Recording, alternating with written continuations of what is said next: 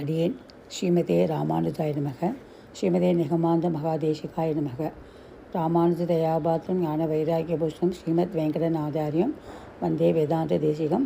ஸ்ரீசேஷீல தயாபாத்திரம் தீபக்தாது குணானம் யதீந்திர பவனம் வந்தே ரமேஜா மாத்திரமணி. சர்வகுருபியோ நமக. எல்லோருக்கும் வணக்கம். ரொம்ப நாள் கழிச்சு உங்களை எல்லாம் நான் இந்த வலைத்தளம் மூலமாக சந்திப்பதில் மகிழ்ச்சி கொள்கிறேன். இந்த மாதம் ஐப்பசி இன்றையிலிருந்து பிறக்கிறது. ஐப்பசி மாதம் என்பது துலா மாதம் என்று சொல்லப்படுகிறது. இதில் இந்த ஐப்பசியில் பலவிதமான புண்ணிய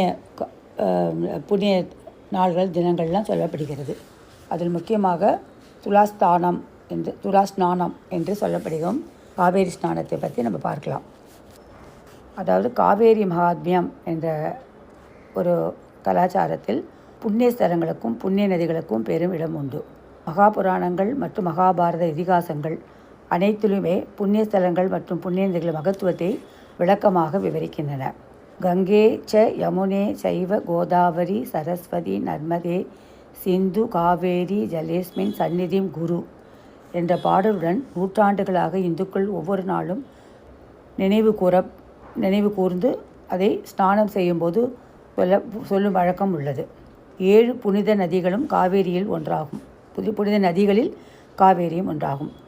பழங்காலத்திலிருந்தே காவேரி என்றால் மக்கள் மனதில் ஒரு உயர்ந்த மரியாதை உண்டு, பக்தி உண்டு.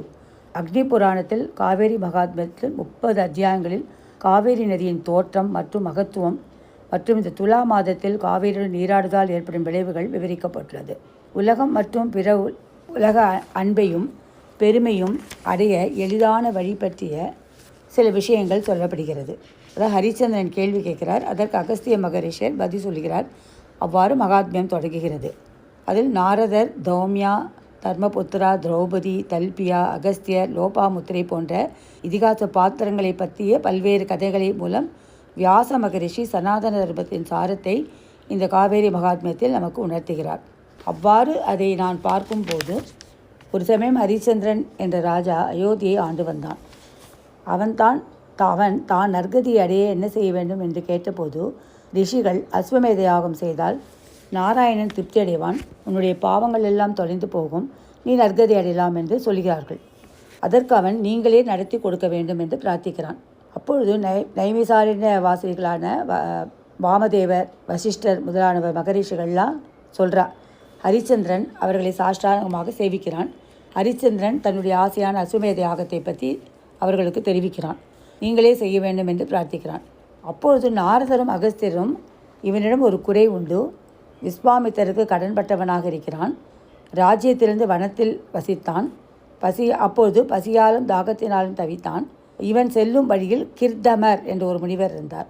இவன் பசியினாலும் தாகத்தினாலும் இருந்ததால் அந்த முனிவரை அவன் வணங்கவில்லை. அவன் சென்று விட்டான். ஆனால் அவர் தன்னுடைய ஞான திருஷ்டினால் இவன் ஹரிச்சந்திரன் என்பதை அறிந்து கொண்டார். இவன் நல்லவன், தர்மங்கள்லாம் தெரிந்தவன். ஆனால் இவன் இவ்வாறு தன்னை பார்க்காமல் போகிறானே என்று நினைக்கிறார்.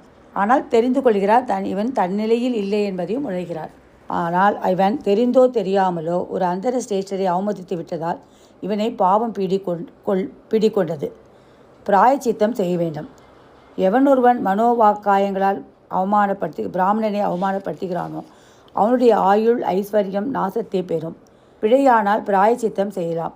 அந்த பாவத்தை போக்கினால் யாகம் செய்யலாம். அப்படி என்றெல்லாம் இவர்கள் சொல்கிறார்கள். நாரத மகர்ஷி அகஸ்தியரும் சொல்கிறார்கள்.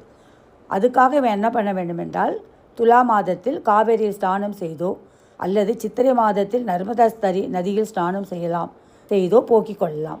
காவேரியில் துலா மாதத்தில் எல்லா நதிகளும் வந்து சேருகின்றன. அதில் குளித்தால் எல்லா பாவங்களும் நீங்கிவிடும். மோட்ச சாம்ராஜ்யத்தை அது கொடுக்கும். 14 லோகங்களில் உள்ள 66 கோடி புண்ணிய தீர்த்தங்களும் தங்கள் பாவங்களை நீக்கிக் கொள்ள துலா மாதத்தில் காவேரி கரையில் வந்து செல்கின்றனவாம். ஆதிசேஷன் 1000 முகங்களை கொண்ட 16,000 வருஷ காலம் உரைத்தாலும் இந்த காவேரியுடைய மகிமையை சொல்ல முடியாது அப்படிங்கிறது இந்த புராணம். 3 தினங்கள் இந்த காவேரியில் ஸ்நானம் செய்தால் சகல பாவங்களும் போய்விடும், மோட்சம் அடைவான் என்றும் சொல்லப்படுகிறது. சகிய பர்வதத்திலிருந்து சமுத்திர பரியந்தம் செல்லும் காவேரியின் 2 கரைகளிலும் அநேக விஷ்ணு சேத்திரங்கள், சிவச்சேத்திரங்கள், மகரிஷி ஆசிரமங்கள் உள்ளன. அதிலுள்ள சுழல்கள் அநேக புண்ணிய தீர்த்தங்கள், அனந்த சரஸ், கிருத்தப நாசன சரஸ், சுவாமி புஷ்கரணி போன்றவைகள் உள்ளன. காவேரியை நினைத்த மாத்திரத்திலேயே மனிதன் பரிசுத்தமாகிறானாம்.